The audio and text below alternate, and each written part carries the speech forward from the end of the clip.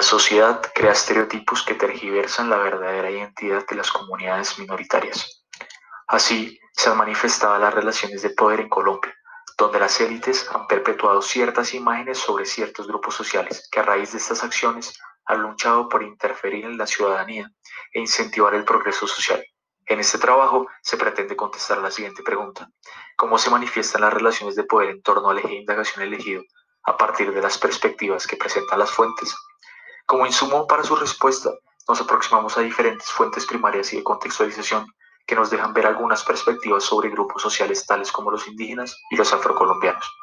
Asimismo, estas fuentes nos han brindado un contexto sobre los cambios en la manifestación de relaciones de poder que van desde el siglo XIX hasta el siglo XXI. Para resaltar cómo se manifiestan las relaciones de poder, fue importante acceder a una fuente primaria, la cual es Juan Gregorio Palechor y su Historia de mi vida, escrita por Miriam Jimeno, y pertenecer a la gran familia granadina, lucha bipartidista y construcción de la identidad indígena y política en el Cauca. De estas lecturas se resalta que las comunidades indígenas caucanas recurren a diferentes técnicas para lograr el reconocimiento en el Estado. A finales del siglo XIX, la lucha bipartidista tomó lugar en Colombia, donde el Partido Liberal y Conservador querían perpetuar hegemonías. Estos muchas veces buscaron el apoyo militar y popular de las comunidades indígenas. Así surgieron alianzas que luego se fueron desmoronando. Por un lado, el Partido Conservador no aceptaba del todo a los indígenas por su faceta racista, y por el otro lado, los liberales consideraban que estas comunidades eran retrasadas y la única manera de que fueran reconocidas era que abandonaran sus resguardos y así su identidad. Esto demuestra que las élites en Colombia perciben diferentes aspectos sobre las comunidades minoritarias, y esto las excluye cada vez más. Otro de los aspectos más importantes que inhibió en el reconocimiento de los derechos de las comunidades indígenas, especialmente en la Constitución Política de 1991, fue el discurso republicano que adoptaron los indígenas. Estas comunidades ayudaron a mantener un discurso radicalizado sobre otros grupos de clase social baja e incluso perpetuaron estereotipos sobre ellos.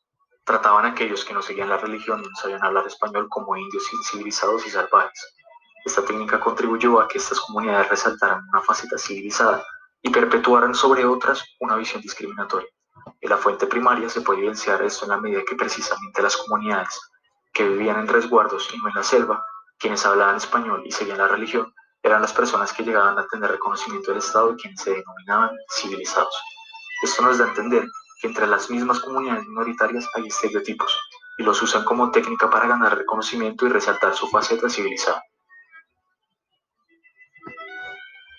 Laureano Gómez y la segregación racial en Colombia, siglo XX. En el siglo XX se vivía en Colombia una época marcada por la violencia, como es de costumbre en su historia, cuando los conservadores eran mayoritariamente blancos y predominaban sus ideologías. Esta predominancia empezó a tornarse en una actitud de superioridad frente a las minorías étnicas y principalmente con los indígenas, hasta el punto de tener la creencia de que los indígenas eran una raza patológicamente sangrienta y violenta. Por eso mismo, la mezcla racial entre un blanco y un indígena se consideraba también una herencia racial desfavorable, entre comillas, herencia racial. Así lo diagnosticaron algunos médicos de la época como Miguel Jiménez López, que responsabilizó a los mestizos como la principal causa de los problemas mentales como el alcoholismo, la depresión y el suicidio en Colombia. Sin embargo, el Partido Conservador estaba dividido en dos: el grupo de los antifascistas y el grupo de los leopardos, que estaba conformado por algunos miembros del Partido Conservador que eran fascistas de carácter recalcitrante.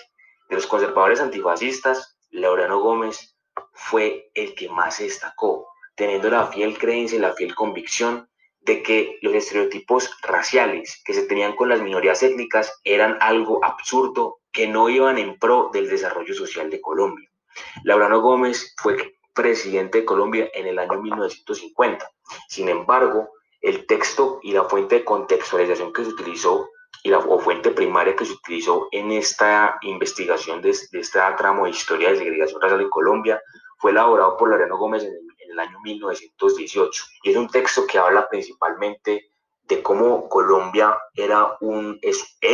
o era en ese entonces un país lleno de diversidad multicultural, y sobre todo cómo esa diversidad multicultural iba en pro de la historia de Colombia y estaba relacionada directamente con la geografía de Colombia. Laureano Gómez empieza a hablar desde las épocas del colonialismo y empieza a describir todos esos fenómenos culturales de una manera correlacionada con la geografía colombiana.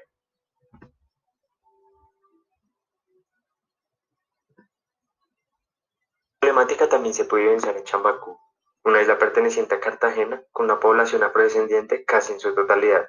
En 1950, el mismo presidente que consideraba que ser de una raza diferente a la blanca traía efectos negativos sobre la biología y la psicología de las personas, decide que Colombia participará en la guerra de Corea al lado de Estados Unidos. El mayor problema aquí era la falta de voluntarios para ir a luchar. Por esto, Laureano Gómez decide enviar a las Fuerzas Armadas de Colombia, entre militares y policías, a Chambacú para que secuestren negros para llevar a la guerra de manera forzada y así poder completar el Batallón Colombia.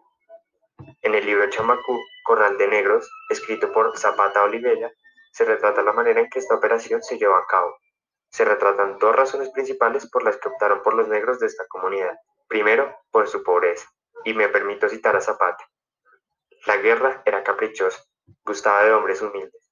Las trincheras reclamaban los pobres, gente que se pudiera hacinar en sepulturas estrechas sin reclamar cruces ni monumentos. Y segundo, por ser considerados buenos luchadores dignos de ir a pelear una guerra que ellos no conocían. De esta manera se evidencia claramente la forma en que fueron oprimidos. Y cito a un personaje del libro: libertad, patria, democracia, vainas que nunca hemos conocido. También fueron estereotipados sobre el resto de la población al ser seleccionados. En pocas palabras, un ejemplo más de las injusticias contra las minorías de Colombia. Tristemente, el racismo no es una problemática que haya desaparecido con el paso del tiempo. En vez, lo que hizo fue tomar otras formas no tan obvias. Un ejemplo de esto es el personaje del soldado Micolta, creado por el comediante Roberto Lozano. El soldado Micolta fue concebido como un hombre afrocolombiano, pero el comediante que lo interpreta no hace parte de este grupo étnico. Entonces, en un principio, este recurrió al uso del blackface.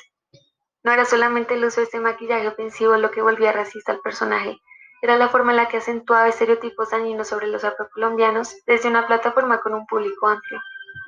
Hubo varias protestas organizadas en contra de Micolta, con el propósito de que los canales de televisión y los teatros no lo dejaran ser parte de sus espectáculos.